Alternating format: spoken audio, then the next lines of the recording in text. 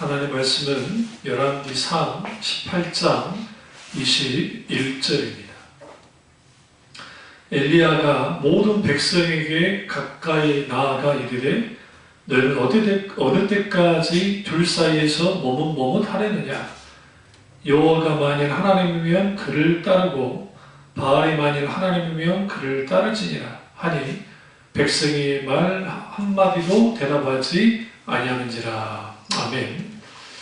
말씀 제목은 머뭇거리지 말라는 말씀으로 은혜를 나누겠습니다. 머뭇거리지 말라는 말씀으로 은혜를 나누겠습니다.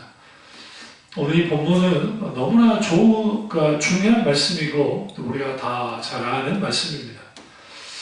엘리야가 바알 선지자들과 그리고 아세라 선지자들 500과의 대결을 가데산에서 하는 배경에서 이 말씀이 나온 겁니다.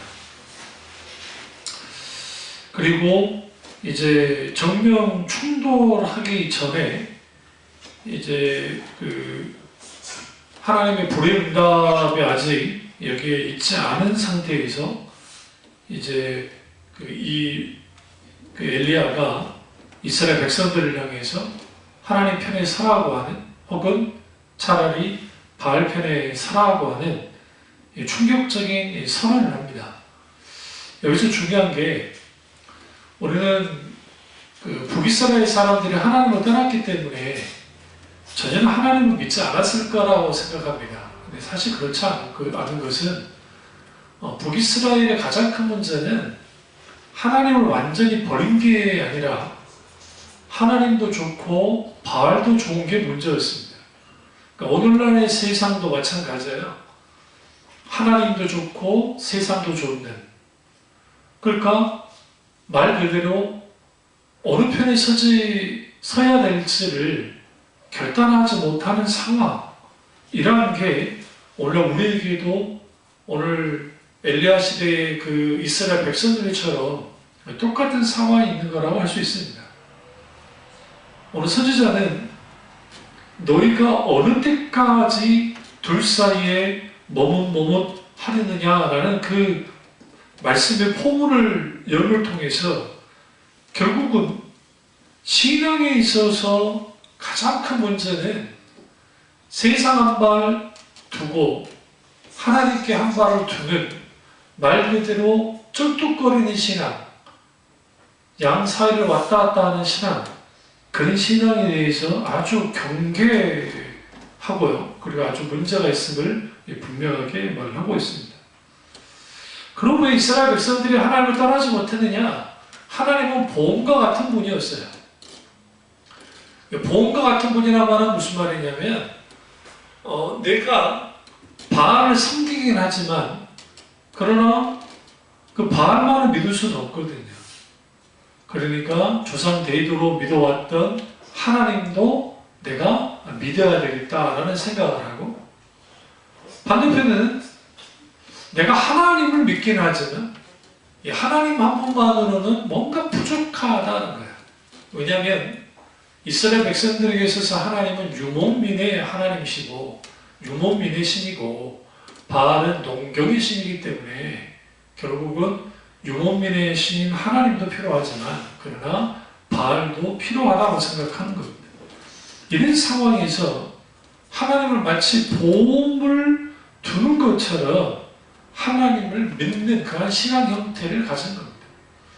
오늘날에도 예수 믿으면 복받고 예수 믿으면 만사형통하고 예수 믿으면 뭔가 잘 된다고 하는 일종의 로또 아닌 로또가 하나님이 되어버렸고, 그리고 하나님을 잘 믿으면 기후 화복 중에 기후 흉은 사라지고 막아지고 이제 복을 받게 되는, 성공하게 되어지는 그런 식의 하나님을 믿으려고 하는 겁니다.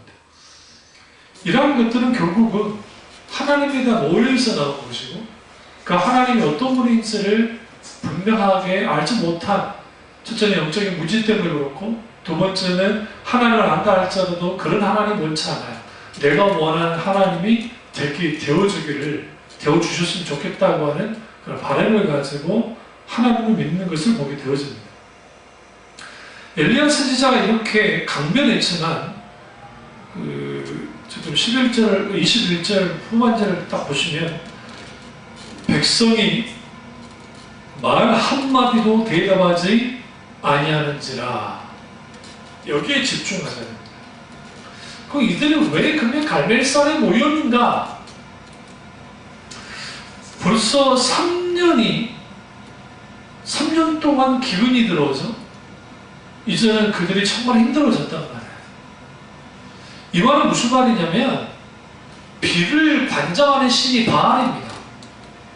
바알은 농사의 신이기 때문에 비를 내리게 만들어요. 그런데 그들이 믿고 있던 바알이라는 신이 3년 동안 비를 못 내리게 하는 거예요.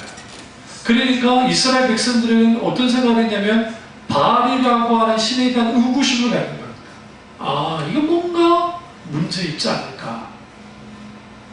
그러니까 그러면 여호와씨는 뭐 했는가?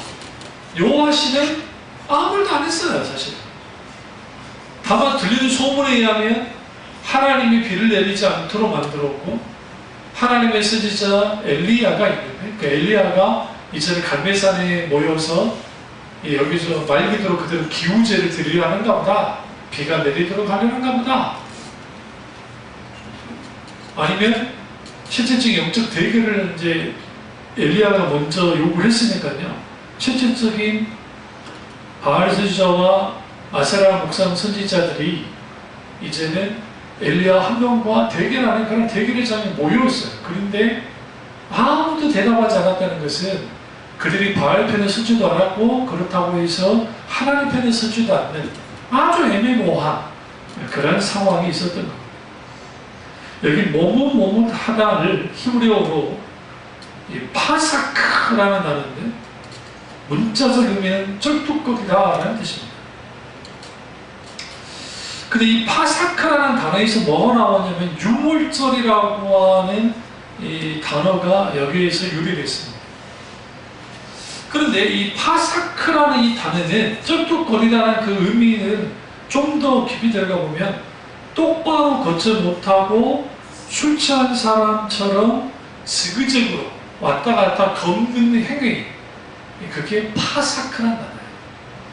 그러니까 정신을 못 차리는 겁니다. 허니적거리는 거죠. 이게 변덕스러운 소위 말하는 혼합주의적인 신앙을 가진 그런 형태를 머뭇머뭇거리려고 하느냐라는 오늘 엘리야의 말을 통해서 분명하게 드러나고 있습니다. 여기서 두 가지가 충돌하는데 엘리야 이렇게 말합니다.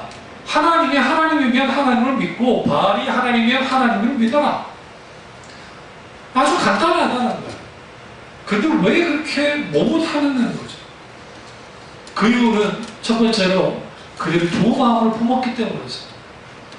두 마음을 품었다는 것은 뭐냐면 하나님을 향한 순전한 마음이 없어 이들은. 그들에서 원하는 것은 나를 행복하게 하고 복주고 나를 성공해 주는 신을 원하는 거지 성경에서 말하는 하나님을 원하지는 않아요. 이스라엘 백성들. 왜? 성경에서 말하는 하나님이면 아주 이게 좀 복잡해져요. 그들에게 있어서. 왜? 자기 마음대로 살아갈 수 없습니다. 독해를 책을 오늘 좀 읽었는데요. 살아계신 신이라는 책이 있습니다. 근데 이게 이제 변증서적이에요. 조금 딱딱합니다. 근데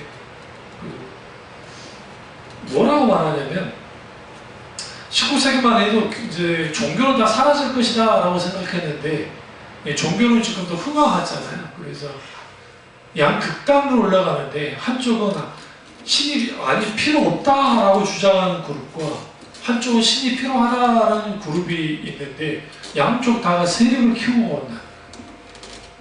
아이러니합니다. 지금 유럽의 기독교가 다 죽었는데 영국 하나 보시면 영국의 기독교가 다 죽었는데 런던만은 살아남았다는 거예요. 그 웨스트민스터 채플 로드스 목사님이 목회하셨고 찰스 스윈돌 목사님이 목회하셨고 또 딕제 목사님이 목회했던 거기에 젊은 청년들이 하나님께로 돌아오는 청년의 비율이 50%가 넘어요. 유럽에서 청년들이 그것도 한 2, 3천 명 되는 교회인데 유럽에서 3천 명이 어마어마한 큰 겁니다. 근데 거기에 청년의 비율이 아까 50% 가까이 된다는 것은 엄청난 거죠. 런던에 있는 기독교회, 성공회는 뭐든 교회만은 이제 또 성장하고 있죠. 조금씩. 반대편에는 신을 부정하는 사람들도 성장을 합니다. 이게 아주 아이러니한 거예요. 하나님이 없다고 생각하는 사람들도 이제는 우리 마음대로 살아야 돼.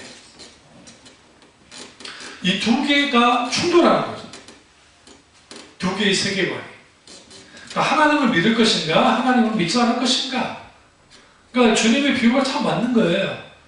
양과 염소의 비유 속에서 결국은 하나님 나라 갈 때 어떻게 나눠준다 했어요? 양과 염소로. 알곡과 가라주로 나눠준다 했잖아요. 그것처럼 세상은 결국은 알곡은 알곡이, 양은 양으로, 염소는 염소대로 이렇게 쭉쭉이대로 서게 될 수밖에 없는 그런 상황이 되는 겁니다. 그러니까 머뭇거리는 것은 아주 어리석은 거예요. 왜 어리석었냐면 이 편도 안 하고 저 편도 안 해요. 차라리 하나님을 안 믿으면 세상 편하게라도 누리면서 살 텐데 그러지 못하는 사람들이 있습니다. 애매한 소위 말하는 썬데이 크리스찬들. 아니 물론 그들 중에 세상 사람도 못지않게 살아가는 사람도 있을 겁니다. 문제는 머뭇머뭇거린다는 거예요. 왜 머뭇거릴까? 두 마음을 품었기 때문에. 왜 두 마음을 품어요? 하나님을 향한 순전한 마음을 갖지 못하는 것은 결국 두 마음을 품는 것은 그들 가운데 이미 마음이 부패했기 때문에 아담과 하와의 죄 때문에 원죄 가운데서 우리 마음은 옛 자아는 깨뜨려졌고 병들었잖아요. 병든 마음으로 하나님의 마음을 갖는다는 것은 철저하게 예수 그리스도의 십자가의 복을 받아들이고 성령의 놀라운 능력 가운데 브로카트 우리의 마음이 깨져야 순전한 마음을 갖는데 그 마음이 안 되는 거예요. 그러니까 두 마음을 갖는 거예요. 두 마음을 갖지니까 당연히 무슨 일이 벌어져요? 머뭇거리는 겁니다. 두 번째는 계산하기 때문에 그렇습니다. 내게 손해될까 아니면 내게 이익이 될까?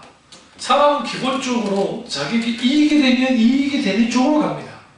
손해가 되면 손해되는 쪽으로. 그러니까 지금 일회용 마스크가 말도 안 되게 세상에 지금 몇 배 올랐다 했죠? 100배 올랐다 했어요? 가격이? 이 말도 안 되는. 처음에 저는 공장에서 올린 줄 알고 제가 분개를 했거든요.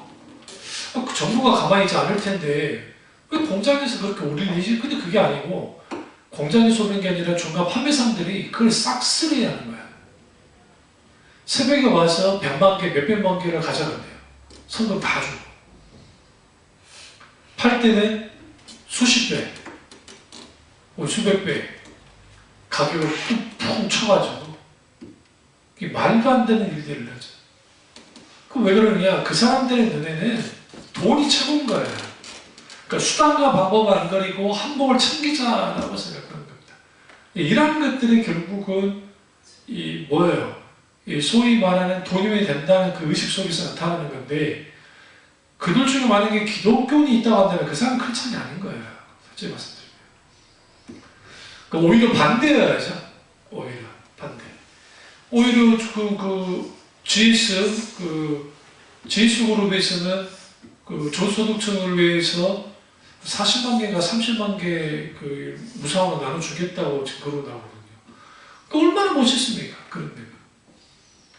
그러니까 우리가 하나님을 믿는다고 할 때 하나님 앞에 계산하는 사람들은 늘 머뭇거릴 수밖에 없어요. 그러니까 두 마음을 품는 이유는 결국은 내가 세상도 살아가고 하나님도 살아간다는 건데 사실은 자기를 사랑한다는 거예요. 마음이 나눠졌기 때문에. 근데 거기는 반드시 계산입니다. 계산. 인간적인 계산. 우리 북이스라엘 백성들의 계산하는 거예요. 누가 이기나 보자. 왜냐하면 아직 결판이 안 났잖아요. 아직 대결하기 전이기 때문에 엘리야 말 한마디 듣고 되지 않았는데 다만 소문을 들었어. 엘리야가 기도를 해서 비가 안 온대. 여호와신이 분노했대, 화났대. 근데 바알신들이 아무리 기우제를 드리고 해도 비가 오질 않아. 이거 어느 편에 서야 우리가 이익이 될까? 하나님 편에 서자니 찝찝하고 바알 편에 서자니 이것도 찝찝하고 그러니까 관망하는 거야. 이 부분을 이거랑 비슷한 사건이 그 출애굽 이후에 가데스 바네아에 이스라엘 백성들이 왔을 때 하나님이 극도로 분노했던 게 뭐였냐면 그 12정탐꾼을 보내서 10정탐꾼은 부정적인 의견을 말하고요. 그리고 2정탐꾼은 그 여호수아와 갈렙을 하나님 편에서 계속 말합니다. 그런데 우리가 성경 자세히 보시면 그 침묵한 다수가 있었어요. 그러니까 이게 그 지도자 그룹이 그렇게 하긴 했지만 그런 다수가 다 일어나가지고 막 모세도 죽이고 뭐 여호수아 죽이고 갈렙도 죽이고 그랬으면 그냥 죽고 끝났을 거야. 물론 하나님이 막으셨겠지만 그 정도로 막 소요가 일어나지 않았다고. 그러면 다수야 200만 명의 이스라엘 히브리인들이 그 중에 어쨌든 상당수가 침묵하면서 가만히 있었어요. 관망했단 말이에요. 그냥 하나님은 이 부분도 징치하셨어요. 왜? 결단해야 될 때 하는 침묵은 불신앙이에요. 그러니까 하나님 앞에 결단해야 될 때의 침묵은 그게 무죄에서 그런 거든 계산을 해서 그런 거든 어떤 것이든 그 소위 말하는 중립상태는 사실 중립상태가 아니고 하나님을 향한 무언의 도전행위이기 때문에 그게 심각하게 문제가 된 겁니다. 그래서 20세 이하 사람 빼놓고 나머지 20세 이상은 다 광야에서 죽을 수밖에 없는 하나님의 형벌을 받게 되는 겁니다. 이러한 것들이 오늘 우리에게도 똑같이 있을 수 있어요. 내가 하나님 편에 설 것인가 혹은 바알 혹은 세상 편에 설 것인가 이 양 사이에서 왜 그토록 사람들은 갈팡하고 갈박 이렇게 왔다 갔다 할 수밖에 없는가. 결국은 두 마음을 품었기 때문에 세상 사랑과 하나님 사랑을 공이 가져가지만 사실은 자기 사랑이 강하기 때문이고 또 하나는 굉장히 계산에 빠지기 때문에 하나님 때문에 손해보려 하지 않아요. 그리고 이들이 왜 그러면 이런 일이 벌어지느냐. 아주 이들 가운데 문제가 됐는데 그러니까 이제 엘리야가 도발을 합니다. 어떻게 도발을 하냐면 이제 바알 선지자들과 대결을 이제 해요. 그럼 이제 27절 보시면 이제 저거 12시간 됐어요.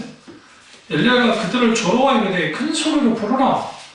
그는 신인즉 묵상하고 있는지 혹은 그가 잠깐 나갔는지 혹은 그가 길을 행하는지 혹은 그가 잠이 들어 깨워야 할지 하매 이에 그들이 큰 소리를 불었다.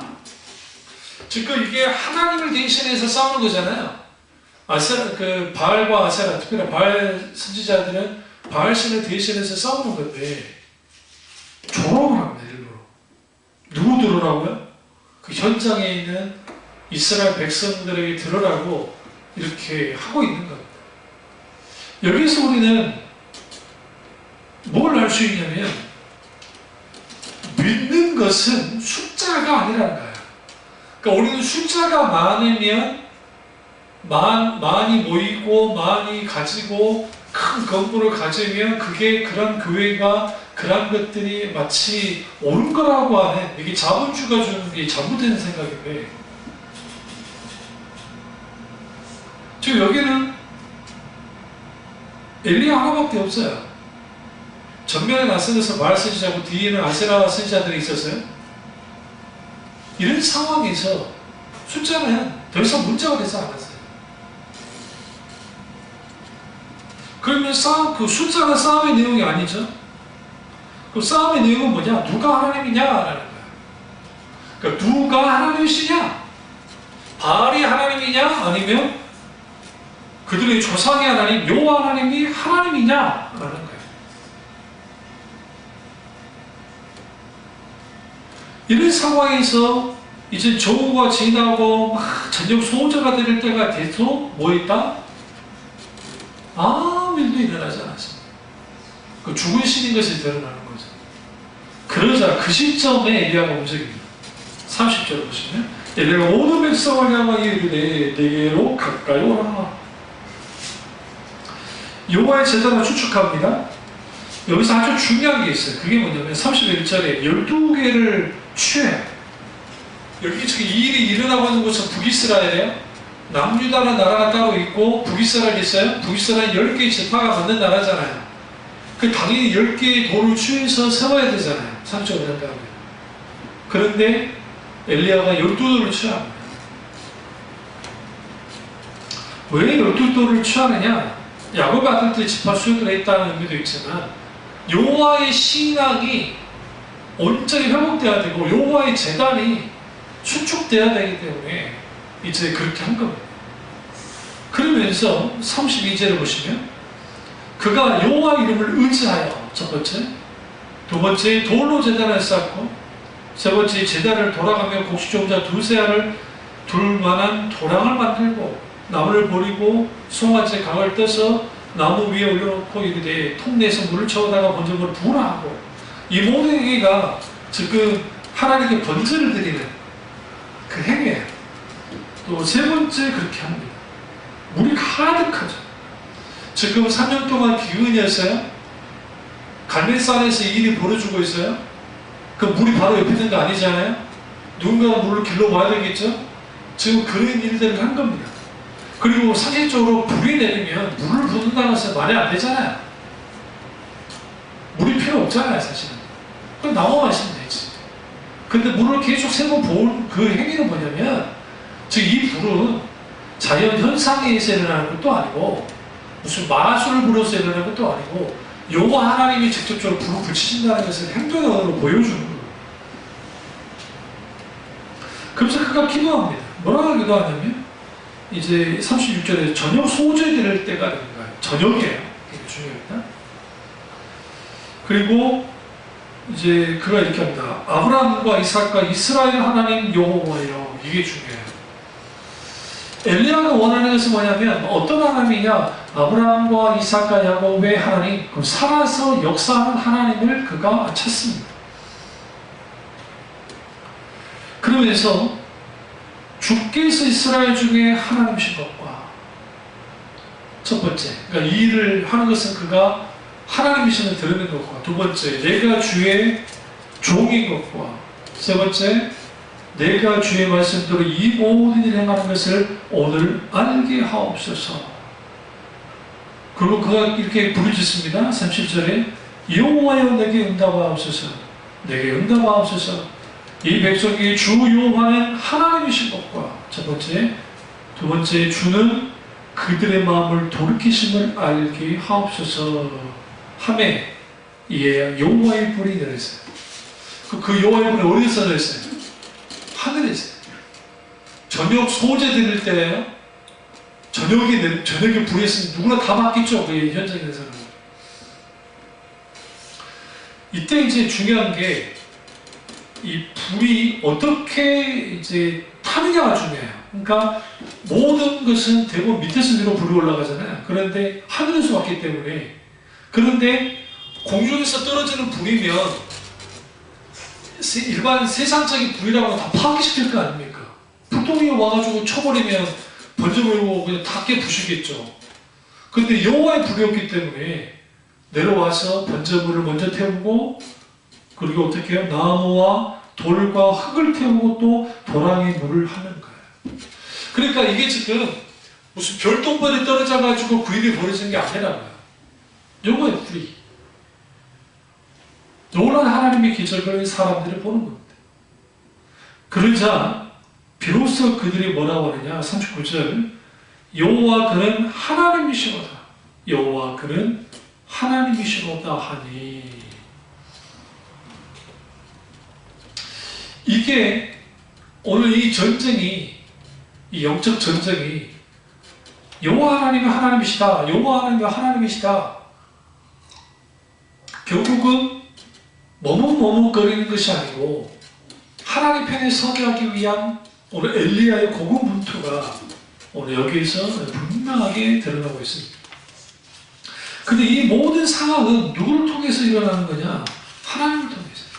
그러나 하나님의 오중과 뜻을 알고 있었고 그 뜻 가운데서 이 모든 상황이 벌어진 겁니다. 그러면 왜 우리가 머뭇머뭇거릴까요? 세 번째로 확신이 없기 때문에 그렇습니다. 그러니까 두 마음을 품었기 때문에 그렇고 계산하기 때문에 확신이 없는 거예요. 그러니까 그 확신을 뭘로 알고 싶어요? 표적과 기사. 그러니까 엘리야는 믿음 없는 세대, 이 무너진 세대에게 하나님의 표적을 보여준 거예요. 세베이온. 그러니까 불이 떨어진 기적은 그 기적으로서 강력한 영향을 끼쳤죠. 왜냐하면 이스라엘 백성들이 이제는 결국 그 현장에서 여호와 하나님이 그분이 하나님이시고 하나님이시다. 근데 엘리야는 이걸로 끝나지 않습니다. 바알 선지자를 잡아요. 잡아다가 어떻게 합니까? 하나도 도망치 못하게 하고 잡죠. 기손 시인으로 들어가서 거기서 죽인 거예요. 여기서 이제 그 피해 강력한 그 처벌을 이제 하는 거예요. 그럼 왜 지금 엘리야가 이렇게 했느냐? 바알 선지자 450명을 개도신에서 죽일 때에 그들이 그러니까 이스라엘에 있는 그러니까 이세벨이라고 하는 강력한 후견인을 중심으로 해서 북이스라엘 땅에 있는 여호와의 제단을 다 깨부셨거든요. 하나님 원수잖아요. 그러니까 엘리야는 그 땅에서 이제는 바알 신앙을 다 깨부셔버린 거예요. 없애기만 한 거죠. 실제로 이스라엘 백성들이 이렇게 합니다. 이게 굉장히 중요해요. 그리고 하나님 편에 서는 듯 해요. 문제는 뭐냐면 현장에서 이 일을 본 사람들은 적어도 하나님이시다라는 것을 이제는 알았어요. 그러나 그 소식을 들은 이세벨은 더 크게 분노합니다. 그리고 뭐 하느냐? 엘리야를 죽이려고 하는 일련의 사건이 벌어지고 이후에 엘리야가 남유다로 도망치고 거기서 죽기를 갈구하다가 하나님의 응답을 받고 40일 동안 호렙산, 지금 시내산이에요. 시내산 가서 시내산에서 하나님의 음성을 듣고 하나님의 계획을 들어요. 그 다음에 이스라엘 백성들이 그러면 하나님을 돌아서느냐? 그렇지 않아요.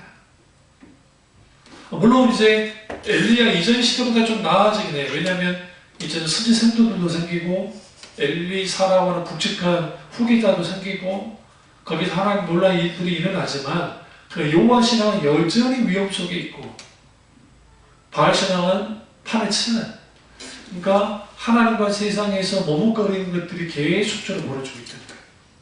우상 사이에서. 여기서 이제 우리는 뭘 할 수 있냐면 하나님 그분은 만만한 분이 아니라는 게 드러나고 또 하나는 사람을 속일 수도 하나님을 속일 수 없다는 것을 이제 드러내고 있어요. 이들이 그 엄청난 기적을 보고 하나님 편에 선언을 했지만 그들이 원하는 것은 비예요. 비.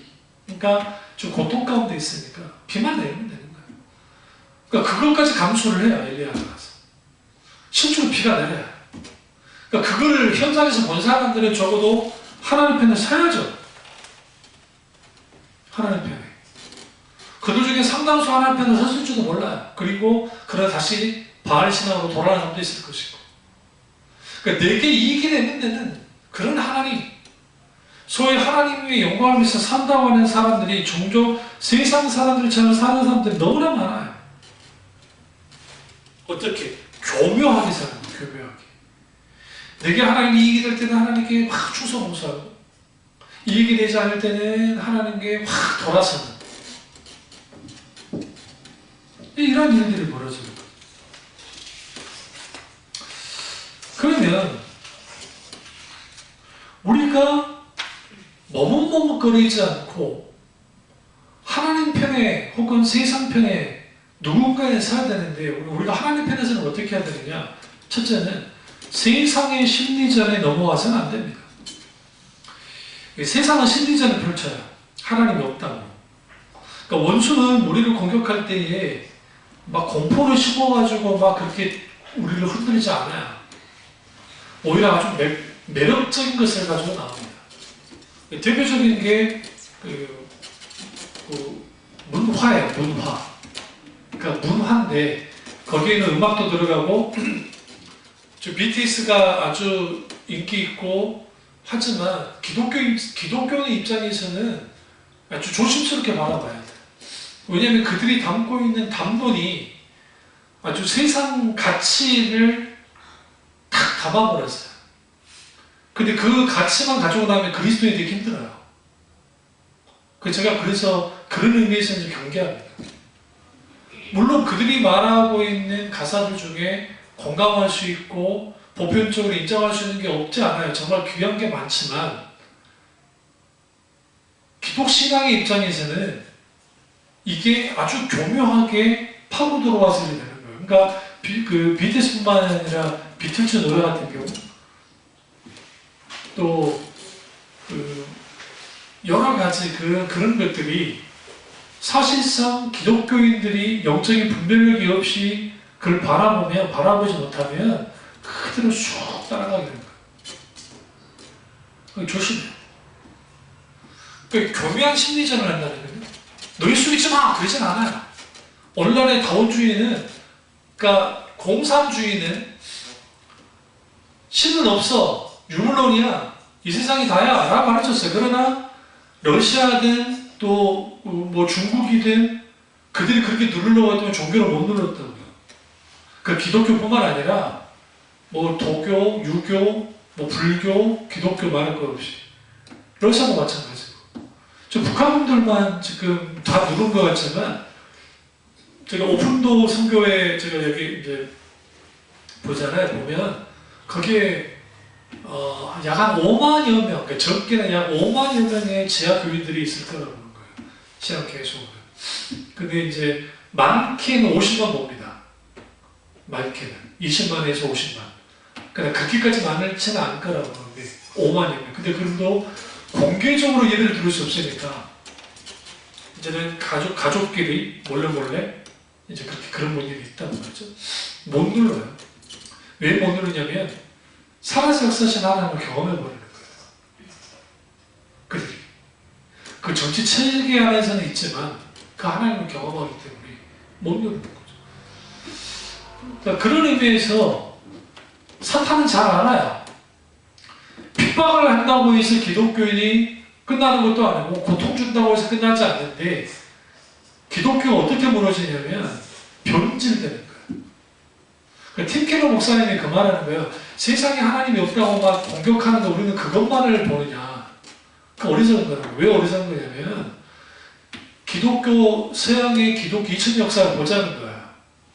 그러면 최전성기도 있었고 황금기도 있었고 전성기도 있었고 암흑기도 있었다는 거죠. 그런데 결국은 카톨릭 제껴놓고 가톨릭의 진리를 써놨으니까 그러면 개신교 안에서 봤을 때 종교개혁 이후에 경건주의 운동이든 이후에 뭐 부흥운동이든 다 나왔단 말이에요. 그러나 청교도 운동이든 어떤 것이든 다 나왔지만 거기에 신앙의 생명이 쭉 빠져버리면 그러니까 신앙의 본질, 진리의 말씀이 딱 빠져버리고 의식과 형식과 도구만 혹은 교리주의만 딱 남았을 때에 거기에 하나님이 부정되어버려요.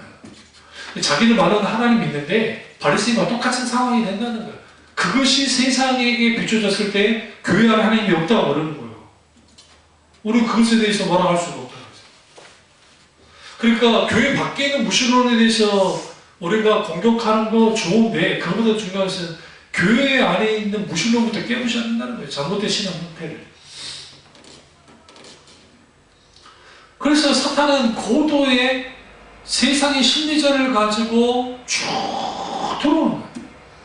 들어와서 어떻게 만드냐면 그 교인 신자들이 삶을 살아갈 때 신앙생활을 할 때에 이걸 제시하는 거예요. 첫 번째는 지름길이에요. 신앙에도 지름길이 있다는 거죠. 그래서 그 지름길은 내가 문제 생겼을 때에 일종의 매뉴얼대로 하면 돼.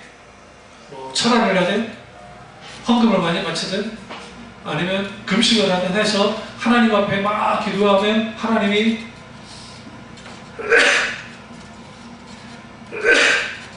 응답해 준다고 하는 소위 말하는 그들만의 매뉴얼을 제시하는 거예요. 그러니까 그렇게 하면 된다고 가르쳐요. 그리고 어떤 고난이나 역경을 했을 때, 당했을 때 이건 기회로 받아들여서 빨리 헤쳐가야 돼. 그리고 보다 높은 단계로 올라가야 돼. 라고 하는 소위 자아실현과 관련된 신앙 형태로 쭉 가지고 나와요. 근데 이게 크게 틀린 것 같지는 않거든요. 근데 성경에서 말하는 고난, 고통에 대한 이해, 성경에서 말하는 신앙은 뭔가?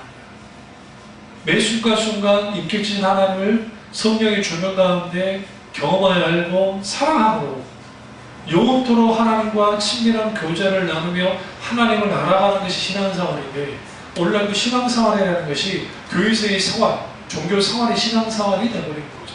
그러니까 거기 안에 뭐가 안 담기냐면 예수님의 거대 하나님 나라 복음이라고 하는 담론, 십자가의 복음의 담론이 담기지 않은 거예요. 그러면 세상의 심리전에서 가장 중요한 건 뭐냐면 이거예요. 누가 아군인지 누가 적군인지를 모르게 만들어요. 뭐가 진리인지 뭐가 거짓인지를 알지 못하게 하는 소위 말하는 영적인 분별력을 상실하게 만듭니다. 그러니까 북이스라엘에 있는 이스라엘 백성들이 오랜 세월 동안 이제는 뭐 했어요? 하나님을 떠나 있었잖아요. 악한 왕들만 나왔기 때문에. 그래서 악한 왕들만 나오다 보니까 있는데, 이제 그들에게 있어서의 하나님이라는 것은 남유다의, 즉 예루살렘 성전에 있는 남유다의 하나님, 그런데 조상의 하나님이니까 부를 수는 없고, 그래서 전통 속에 있는 혹은 과거의 추억 속에 있는 하나님인데 이건 버리기는 아까운 거예요. 그러니까 뜨거운 감자 같은 거예요. 그런 하나님. 근데 딱하게 바알이 있어요. 그러니까 뭘 시도를 했냐면, 그러면 하나님과 뭐예요? 아세라 신을 혹은 바알을 교체시키자. 신을 교체를 시켜요. 그래서 하나님을 뭘로 믿냐? 바알신 대신에 있어서는 아세라의 남편신 여호와 야훼라고 하는 그런 통판이나 글들이 많이 나와요. 이런 일들을 감행하는 거예요. 그러니까 세상의 심리전에 넘어가면 하나님과 세상 사이에서 너무 머뭇거려요. 왜 그러냐면 뭐가 진리인지를 모르니까. 더 큰 문제는 뭔지 아세요? 이거는 제 말뿐만 아니라 신앙의 본질 가운데 있는 목사님들이 그 말을 하는 거예요. 오늘날에 교리 설교를 하고 십자가 복음과 하나나라의 복음과 이런 말씀을 하면 고리타분하고 시대착오적인 설교를 한다고 말합니다. 현대인들. 왜냐하면 21세기 과학문명 속에서 밥복이 돌아가고, 그래서 그들의 삶 속에서 필요한 것들을 채워주는 그런 하나님, 그들이 어떻게 살아야 될지, 어떤 인생관을 가지고 어떻게 성공적인 삶을 살고 어떻게 문제를 해결하고 어떻게 자녀 교육을 잘 시키고 그런 거 설교가 재밌다고 생각하지 않습니다. 귀하죠. 근데 문제는 뭐냐면 그 성경에서 말하는 그러니까 교리든 또 성경에서 말하는 하나님 나라의 복음이든 십자가 복음이든 그러한 말씀들이 선포될 때에 나와는 별개의 것으로 그냥 내가 구원받기 전에 중세에 체험했을 때 딱 한번 필요한 것 정도로만 인식하고 나머지는 다 백첨을 해버려요. 티케르 목사님이 1980년도 후반에 그 맨하탄에서 이제 개척을 했을 때에 그분이 자주 섞인 반응이 있어요. 그게 뭐냐면 교회가 다 쇠퇴를 해가지고 그쪽에 이제 엘리트들입니다. 다 그 미국 우리로 말하면 서울대, 고대연대 그보다 더 나은 대학을 다 나온 사람들이니까 하버드, 예일, 스탠포드, 프린스턴 막 그런 데 나온 사람들이 즐비한 곳이에요. 그러다 보니까 그 사람들은 일단 하나님을 부정한 사람들이 많고 그리고 다 엘리트들이에요. 그러다 보니까 교회들은 문을 막 닫아요. 그리고 보수적인 설교, 전통적인 설교하는 교회들은 고리타분하고 해요. 그래서 그 몇몇 교회들이 발빠르게 전향을 했는데 그게 뭐냐면 예수님을 믿어야만 구원받는다는 설교하지 말라. 그렇게 설교하면 고리타분하고 그건 아주 편협적이다고 사람들을 공격한다. 그래서 발빠르게 변모한 교회들은 그나마 남았다는 거예요. 그 시기에 개척을 한 거예요. 그래서 이제 개척을 하는데 주위 사람들의 조언을 들으니까 틴케는 네가 지금 그런 식으로 목회하면 목회 안 된다. 하지 마. 그렇게 하지 말고 차라리 좀 더 사람들을 포용할 수 있는 목회를 해라. 그 말을 따르지 않았어요. 그리고 이제 개척 멤버들과 함께 개척을 한 겁니다. 하나님 은혜 가운데. 말 그대로 살아서 하시는 이번에 개혁주의자예요. 장로교 개혁주의자인데 그 있는 그대로의 말씀을 선포하기 시작하니까 놀랍게도 하나님의 사람들을 불러주기 시작했다. 그 이후 난 다음에 무슨 일이 벌어졌느냐, 제가 그 말씀은 이제 그 자매교회라 해가지고 10개 이상 막 늘어나고 후에는 2만 명 이상까지 벌어나지만, 그런데 더 놀라운 것은 뉴욕에서 사라졌던 수많은 교회가 생겼어요. 그분의 말에 의하면 그 150개 이상, 240개라 했나? 그 교회가 생겼다. 그 지역에. 이거는 있을 수 없는 일이에요. 왜냐하면 무신론의 그 LA뿐만 아니라, LA가 아주 타락한 지역이잖아요, 전체 기독교가 봤을 때. 근데 그 뉴욕 지역은 정말 수백 개, 어쨌든 제가 숫자가 좀 불명확하게 하는데 어쨌든 100개 이상의 교회가 생겨나는 배경이, 그분이 생겨난 게 아니라 다 목사님들이 생겨나는 거예요. 이게 다 정통교회예요. 진리의 빛을 비춰줍니다. 더 놀라운 건 뭔지 아세요? 청년의 비율이 그 교회에 굉장히 높았어요. 제가 알기로 60%인가 있으니까. 청년들은 하나님께 안 올 것 같잖아요. 오히려 청년들이 하나님께 나온다. 그러면서 임한다는 겁니다. 하나님을 경험하지 못한 세대가 하나님을 경험해야 된다. 하나님을 경험할 때 그들이 바뀌어야 된다. 그러니까 이 세상의 신은, 그러니까 이 세상은 고도의 심리전을 펼쳤는데, 소위 말하는 이거죠. 그 세상과 짝하는 교인들을 이용을 해요. 뭔가 우리가 성경대로 살아가려 하면, 아이, 작작 좀 해라. 그렇게 살 수 있냐? 야, 그건 광신이야. 응? 좀 점잖게 믿어. 뭐, 예수 주고, 뭐, 부르 줄거 뭐, 그래? 그런 식으로 예수 믿냐? 야, 유나 떨지 마! 아이고, 그 정도면 됐어. 그 정도면 됐어. 라고 하는. 소위 물타기를 하는 거예요. 그러니까 그 물타기를 통해서 하나님의 편에 서지 못하도록 하는 이 사탄의 고도의 전략. 그 전략 속에 너무나 많은 사람들이 무너져요. 안타까운 게, 어떤 유명한 아이돌, 여자 아이돌인데, 그 그룹으로 있을 때는 아주 신실한 크리스찬이라고 하는, 뭐 그 기준이 그들 나름대로 신실하게 얘기했지만, 그래서 미국 뭐 교포랑 결혼해가지고 갔는데, 그 아이돌 할 때는 술을 안 마셨는데, 이제는 미국에서 하다 보니까 이깟 맥주 마시는 거 문제가 아무것도 아니더라. 내가 왜 그때 그랬는지 몰라. 막 그런 말을 우리가 어떤 채널 돌리다가 본 적이 있어요. 왜 그 친구가 그런 줄 아세요? 그러니까 술을 먹는다, 안 먹는다가 중요한 건 아니에요. 저는 생각할 때. 이 친구가 왜, 그러니까 가치관에 변한 거죠. 미국 사회는 다 포함한 걸 몰라요. 그들의 신앙태가 그렇게 가요. 그러니까, 단순히 술이 문제가 아니에요. 근데 술이 왜 문제가 돼요, 그러면? 술이 있으면, 이거는 세상 쾌락과 모든 건 다 관계 있어요, 여기. 이건 뭐 고대나 친구가 똑같아요. 그리고 정신을 잃잖아요. 그러니까 막 취해가지고 적당히 마시는데 그렇게 되나요, 여기? 취해고 인사불성되죠. 그게 죄예요. 얽매이기 쉬운 죄로도 벗어날 죄가, 얽매인다는 게 술이 입박히면 술이 입박히면 그러잖아요. 담배는 담배 입박히고. 그러니까 그렇게 되어지는데, 살아서 역사하시는 인격적인 하나님을 그 지체가 하나님을 깊이 만나면 그럴 수가 없어요. 그러니까 그 친구는 왜 그러느냐? 종교적으로, 교리적으로 나는 술 안 먹어야 돼. 그게 좋은 크리스찬이라는 생각 가지고 그렇게 했는데, 막상 그러면 그게 아니다는 거죠. 그런 사람과 인격적인 하나님과의 관계 속에서 하나님이 술 취함을 원치 않아요. 응?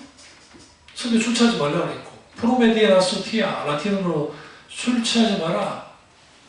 술 취하면 어떻게 된다? 구원을 이룰 것이다 라는 표현도 있어요. 어떤 그 과격한 라틴어 번역이 있어요. 진짜 구원이 있는다는 게 아니에요. 저는 그렇게까지 해석하지 않습니다만.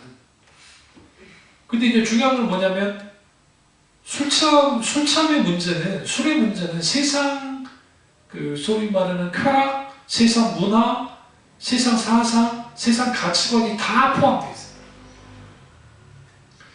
요즘 젊은이들이 맥주에 환호한 이유가 유럽을 많이 가서 그래요. 유럽이나 동남아 같은 데. 그러면 벤치에 앉아가지고 술을 먹거든요. 동남아에 그 참 많은 사람들이 그 유럽 사람들이 싸니까 근데 가가지고 거리거리 앉아서 술 마시고 한단 말이에요. 그것을 젊은 친구들 보고 그게 낭만이라 생각하고 방송에서도 계속 그런 걸 보여주니까 그렇게 하면서 그게 일상이 돼버리는 거죠. 그게 기독교인들에게도 깊이 딱 들어와 버렸어. 그게 뭐 큰 죄냐? 술 취하지 말라 했죠. 술 먹지 말란 말은 있지 않지 않냐? 야, 그런 거 잘 막 해요. 이건 뭐 그 술 문제에 논쟁을 하자는 건 아니고. 근데 이제 중요한 거는 이런 상황에서 살아서 역사하신 하나님의 깊이 만나게 되면 하나님이 싫어하는 것들을 하지 않으려는 경향성을 가져요. 그래서 악은 모양이라도 버려라고 성경 말하잖아요. 문단열 목사님 되셨는데 그분이 유명한 영어 강사잖아요. 근데 김선인가 개구먼이잖아요. 김선이가 있으니까 어쨌든 김선인가. 근데 거기에서 주기도문과 관련된 영어 할 때 시험에 들게 하지 마옵시고 해석하는 걸 잠깐 제가 방송에서 본 적이 있는데 그때 이분이 그 말하는 거예요.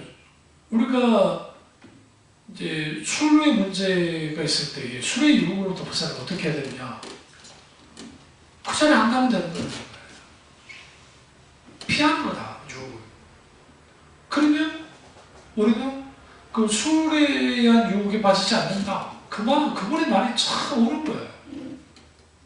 그러니까 사탄은 적당히 타협하자, 적당히 이 정도면 돼, 적당히 돼. 이거 너희들도 마찬가지예요. 그런 생각을 했을 거예요. 즉, 갈멜산에 나왔을 때는 적당히 하나님 편에 서든 적당히 바알 편에 서든 그렇게 하자. 근데 지금 엘리야가 뭐라고 그래요? 웃기지 말라는 거죠. 하나님 편에 서 아니면 바알 편에 서보든지. 이상한 이 어정쩡한 위치, 포지션에 있지 말라고 분명히 말하는 겁니다. 왜 그래요? 하나님은 기뻐하잖아요. 그래서 오늘날 그리스도인들이 자라나지 못하는 거예요. 이 설교를 듣고 있는 분들 다 저도 마찬가지로 동일한 게 내가 왜 이렇게 영적으로 자라나지 않을까?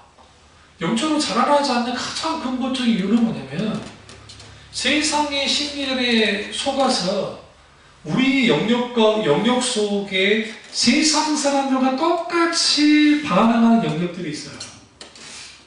어떤 사람은 돈에 대해서, 어떤 집에 대해서, 어떤 사람은 어떤 문화에 대해서, 어떤 사람은 어떤 거. 아니, 교회 권사님이신데 맨날 집에서 공짜 만들어. 그게 정상입니까, 그게? 예를 들어. 그러니까 뽕짝을 듣는 것 자체는 그럴 수 있다고 생각해요. 그런데 나 그거 없으면 못 살아. 아니 권사님이신데 노래교실 가가지고 세상 노래 병원이라고 좋아가지고 막 그러고 있어. 세상 노래를 부르는 것 자체는 죄가 아닌데 그리스도인들이 절제해야 되잖아요. 안 되는 거야. 그러니까 어떤 사람은 낚시를 주구장창 해야 행복하고 바둑을 해야 행복하고 그냥 각각 건전한 거 아닙니까? 어쨌든 운동을 해야만 되고. 그러나 이것이 적당히 하고 질서 있게 하라는 하나님 말씀, 예수님 바울의 말처럼 적당히 하고 질서대로 해야 되는데 이 부분이 딱 깨지잖아요. 왜 깨지냐? 사탄은 하나님 아닌 다른 것을 몰두하도록 만들어요. 어떤 것을. 그게 사람이든 그게 명예이든 돈이든 돈본이라고 정신없는 게 있잖아요. 하나님 뒷전에 있고. 그래서 자기한테 적당히 타협하고 그리고 그렇게 해도 된다고 여기는 이런 모든 행동들 속에서 결국은 뭐 하느냐? 머뭇거리게 하는 거죠. 하나님 편에 서지 못하게. 그래서 우리는 세상의 심리자는 소금하면 돼요.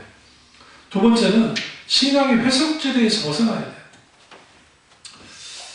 돼요.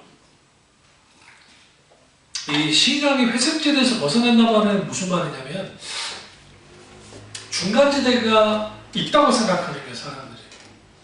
오늘날의 교회가 한국교회뿐만 아니라 세계교회가 이렇게까지 영적으로 무너진 이유는 뭐냐면 어떤 교회가 무너져 버렸냐? 전투적인 교회가 사라져 버린 거예요. 이걸 이제 전투하는 교회가 조직신화에서 말하는 건데요. 근데 이게 세상에서 전투하는 교회가 돼야 되는데 세상에서 전투하는 교회는 온데간도 없고 세상과 짝하는 교회들이 나왔단 말이에요.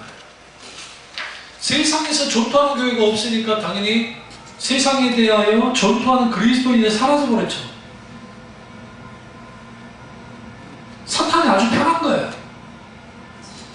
그러니까 최전선에 나가서 싸우는 것만 군인이냐? 그렇지는 않잖아요. 그런데 영적 전쟁은 최전방과 후방이 없어요. 굳이 좀 나누면 소교사님들, 그러니까 중동적이라든지 불교나 뭐 힌두적 그 정말 그 강력한 소위 말하는 그 지역에 강력한 영향을 끼치는 그런 지역에서 사역하시는 소교사님들이 정말 최전방에 있다고 봐요. 뭐 북한이라든지 그런데 만약에. 그러나 그런 보여지는 사역 속에 나타나는 것이고 실제로 모든 그리스도인은 전투해야만 해요. 하고 싶다고 하고 하기 싫다고 안 하고 그런 게 없어요. 근데 너무나 많은 사람들이 뭐예요? 안 하려고 해요. 우리 이런 말 하죠. 이스라엘 군인들이 전쟁이 났을 때 아랍 청년들은 그 전쟁 때 안 나가려고 도망쳤는데 이스라엘 청년들은 비행기 타고 쑥쑥 들어오더라고. 그래서 싸우더라고. 그게 너무 과장이에요. 제가 그 전문가 강연을 제가 들은 적이 있는데 이스라엘 청년들 중에서도 도망친 애들도 있었다는 거야. 진짜. 뭐 아랍 쪽 애들보다 적긴 했지만. 근데 왜 이렇게 다 덮어졌느냐? 전쟁에서 이겼기 때문에. 적은 숫자에. 근데 이스라엘 분위기가 어떤 분위기냐면 군대를 안 가면 사람 취급을 안 해요. 남자와 여자. 만약에 이 사람이 정치인이 되고 싶잖아요. 어디 선거에 나오려면 가장 먼저 내가 어디 공수여단 어디 뭐 어떻게 계급을 어떻게 제대했다는 것을 드러내요. 북한도 병력이 별로 없으니까 진짜 힘이 있는 공산당 뭐 그쪽에 있는 그 애들 빼놓고는 군대를 안 갔다 하면 사람 취급 못 받는 북한. 그러니까 군사 여건이니까 그렇죠. 기독교인들이 너무나 많은 기독교인들이 영적인 최전방에서 다들 후퇴하고 나는 정전과 상관없다 생각하는 이유는 뭐냐면 교회에서 뭐가 사라졌느냐? 예언적인 사역, 목사님들의 예언적 메시지 선포가 사라졌어요. 회개, 지옥에 대한 설교, 그리고 죄에 대한 설교, 구원에 대한 설교가 사라지니까 교인들이 어떻게 되어져요? 잠들어버립니다. 잠들어버리니까 전투할 수가 없죠. 그럼 왜 그렇게 잠들어버리느냐? 다 안전지대만 찾는 거예요. 세상과의 전투를 기피하는 안전지대. 그러니까 사람들이 어떤 교회에 몰리느냐? 복 받습니다. 이렇게 하면 뭐가 됩니다. 그런 교회는 몰려요. 진짜 진리의 말씀 가운데 그렇게 하면 지금 포도나무 교회가 수만 명 돼야 돼. 솔직히 말해서. 세상과 짝하는 교회가 됐어요. 그게 안 되죠. 왜 그러냐면 세상과 정병 충돌하려고 하잖아요. 계속. 충돌해야만 하는 거예요. 예전 토주 목사님이 늘 했단 말이에요. 내가 세상 편이냐 하나님 편이냐. 근데 그것을 우리는 다 하나님 편이라고 그러는데 우리 삶을 들여다보자는 거예요. 우리 삶을 들여다보면 세상과 충돌하지 않는 사람이 어떻게 하나님 편이냐는 거죠. 세상과 충돌하는 것은 막 기행적으로 충돌하는 게 아니라 세상의 잘못된 사상과 가치관과 불신앙과 이런 것들에 대해서 분명하게 충돌해야 된다는 거예요. 특히나 목사님이 그 부분을 이렇게 지적하는 거예요. 우리가 무신론자들을 향해서 저들은 저주받고 악마라 그런 식으로 태도 갖지 말자는 거예요. 또 그들도 우리한테 그렇게 하지만 그러면 어떻게 해야 되느냐? 우리 내부 속에 있는 소위 말하는 회색지대, 세상 풍조가 가득한 이러한 것, 이것들은 어떻게 부셔야 된다. 이걸 깨부시고 성경에서 말하는 교회를 세웠을 때에 세상이 뭐라고 말하느냐? 여전히 공격해요. 안 하잖아요. 아니, 초대교회 공격 안 당했네. 다 공격, 그러니까 시대를 막나라 교회는 공격을 당해요. 그런데 중요한 게 있어요. 공격을 당하는데 여기에 무슨 일이 있는 거예요? 복음의 역사가 나타나는 거예요. 왜? 뭐가 나요? 전투하는 교회이기 때문에 세상을 이기기 시작하는 거예요. 세상을 지는 게 교회가 아니에요. 왜냐하면 예수님이 뭐 했다? 이겼다 했잖아요. 내가 다 이겼더라 했잖아요. 교회는 필수적으로 예수님이 이긴 승리를 계승하는 교회예요. 사도들과 선지자 터 위에 세워졌기 때문에 교회가. 그러니까 영적으로 전투하는 교회로서 가면 필연적으로 세상을 이길 수밖에 없고, 그 세상을 이기는 교회 속에는 하나님의 나라가 확장되어지고 하나님의 통치와 다스림과 하나님의 영광이 드러나는 그런 신앙을 가져요. 그러니까 세상과 하나님 편에서 몸은 걸을 때 그럴 시간이 없어요. 사실은 신앙이 오늘날 어떻게 이렇게 무너졌냐면, 우리 교회만 잘 되고 우리 가정만 잘 되고 내가 잘 되면 되는 거야. 다른 거 필요 없고. 그런 식의 신앙이 어디냐 도대체. 그래서 전투, 이 중간지대의 회색신앙, 이것으로 하나님이 주시는 복을 챙기고 세상과 짝해서, 이 말이 좀 과격하게 합니다마는 화대받듯이 받아먹는 자리에서 있다고 한다면 이 잘못하는 거예요. 그래서 계시록에서 음녀 이세벨에 대해서 말할 때에 그 음녀 이세벨이란 말이 그 세상을 말하는 거예요. 세상과 짝해가지고 그렇게 돼버리는 거예요. 그리고 무슨 일을 합니까? 결단을 유보하는 거죠. 오늘 본문에서 뭐래요? 그저 아무 대답도 안 했죠. 결단을 유보해버려요. 아무 대답도 하지 않아요. 관망하는 거죠. 자기들로는 굉장히 지혜롭다 생각할지 모르지만 하나님 앞에서는 엄청난 불신앙입니다. 하나님은 그것에 대해서 아주 분노하세요. 차라리 삼손처럼 엇나가가지고 격기로 갔지만 하나님을 찾는 그런 삼손이 훨씬 나아요. 에서와 야곱 중에 인간적으로 봤을 때 에서가 훨씬 좋은 사람이라니까요. 제가 말씀드리잖아요. 에서가 언제 누구 뒤통수 쳤나요? 그런 적 한 번도 없어요. 야곱 보세요. 야곱 얼마나 문제가. 그런데 에서의 결정적인 치명적인 그 약점이 뭐냐? 하나님을 전혀 생각하지 않아요. 그러면 아버지가 축복할 때 왜 분노했느냐? 자기가 돈을 보고 그걸 동생이 가져갔다고 해서 분노한 거예요. 물질 때문에. 하나님으로 주어지는 그 장자의 명분과 하나님 주시는 그 놀라우신 은혜의 축복을 이뤄서가 아니라 내가 마땅히 받아야 될 어떠한 그 물질적이고 그런 복들을 받지 못했다는 거죠.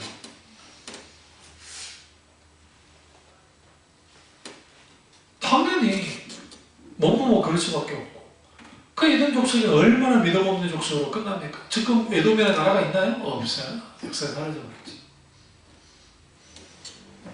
세 번째로 우리가 하나님 편에 서려면, 마지막 세 번째로는 세상을 향해서 선전포고해야 됩니다. 그러니까 어느 시대에나 교회의 가장 위험한 것은 세속화되는 거예요. 이스라엘 백성들에게 하나님 편이냐 바알 편이냐라고 선택하게 됐죠. 근데 우리가 아셔야 돼. 북이스라엘 백성들은 하나님께 제사하지 않은 적이 없었다고 사실. 그들은 종교적으로 종교심으로 인해서도 그들은 예배를 했죠. 하나님을 섬겼고 하나님도 섬기고 바알도 섬겼어요. 그러면 우리는 여기서 뭘 알아야 돼? 우리가 하나님께 예배드리는 것을 포기해서가 아니라 하나님과 세상을 더불어 섬기는 것이 문제예요. 세상에 대해 선전포고해야죠. 많은 교회들이 세상을 향해서 영적 전적을 포기하거나 또 세상을 너무 우습게 여기는 경향이 있어요. 왜? 우리 내에는 숫자도 많고 돈도 많고 뭐도 많으니까. 근데 사실적인 선한 영향력, 영적인 영향력을 얼마나 있냐는 거예요. 소아서 7교회 중에 계시록에 영적인 영향력을 강하게 끼치는 게 딱 두 교회인데, 하나는 서머나 교회와 하나는 빌라델비아 교회. 사실은 에페소 교회가 강력한 심각하게 영향 끼쳤는 거예요. 에베소 지역에 디도도 목회하고, 그게 뭐, 베드로도 거쳐갔고, 바울도 거쳐갔고, 디모데도 거쳐갔고, 디도도 거쳐간 교회가 에베소 교회예요. 에베소 교회. 그런데 그 교회가 첫사랑을 잃어버리니까 어떤 힘도 발휘하지 못하는 아주 무능력한 교회가 되어버렸던 거예요. 라우디게는 아예 영향력도 없고, 아예. 그럼 왜 그런 일들이 벌어졌느냐? 결국은 세상에 대해서 좀 포고하고, 그리고 그걸 가지고 계속적으로 전쟁을 해나가야 되는데, 우리 자원으로는 안 되기 때문에요. 어떤 자원이 필요합니까? 말씀에 공개한 자원들이 필요합니다. 참이 중학교도 마찬가지로 어떤 교회든 하나님 말씀이 가득 넘쳐야 돼요. 성령이 놀라운 역사하시고 함께 있어야 돼요. 성령과 말씀의 조화가 있어야 돼요. 성령의 역사하는데 진리의 말씀이 선포되어지고 그 말씀에 의해서 진리 전쟁이 일어날 때에 거기로부터 뭐가 일어나느냐? 이제는 내가 하나님 편에 서는 거죠. 말씀을 앞세우고 있어요. 존 메가더 목사님이 성령과 성령론과 관련된 건 제가 그분과는 결을 완전히 달리하지만 그분은 은사 중재론자니까. 그러나 다른 책 가운데서도 진리전쟁이라는 표현을 썼고 진리전쟁이라는 책이 있거든요. 거기에서는 정말 받아야 될 만한 거예요. 그분이 썼던 이후에 옥성호 집사가 썼던 뭐 마케팅의 뭐 물뚱교회 그런 다 모티브가 다 존 메가더 목사님 책에서 나온 건데, 근데 그 영향을 받았어야 되는 거예요. 그런데 거기서 분명하게 결국은 세상에 대하여 싸울 때는 진리의 말씀을 가지고 선포해서 나가야 돼요. 그러면 말씀을 깊이 알아야겠죠. 말씀에 충만함이 있어야 돼요.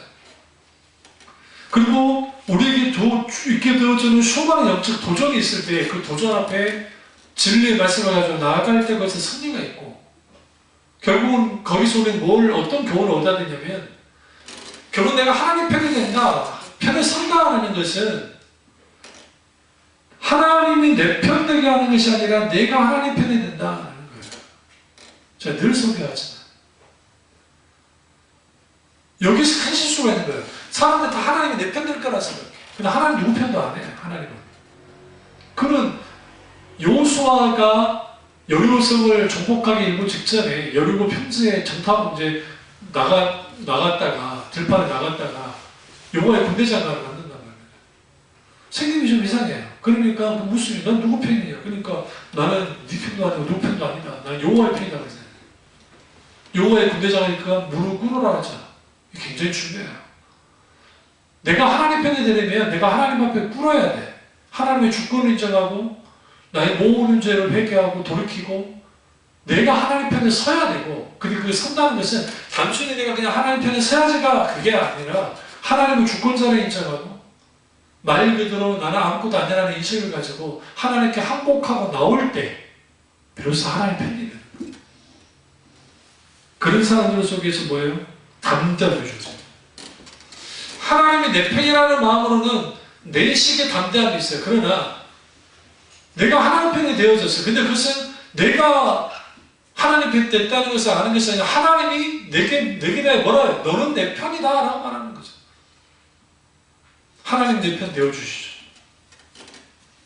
이 사실이 야곱에게도 있었던 것 같습니까? 야곱이 라반 집을 도망쳤을 때 도망쳐가다가 잡히잖아요. 네? 근데 그 전에 성경에 뭐가 나옵니까? 이후에 풀어주죠. 근데 마하나임, 우리 그 성경 안 그래서 그러는데 여호와의 군대를 만나요.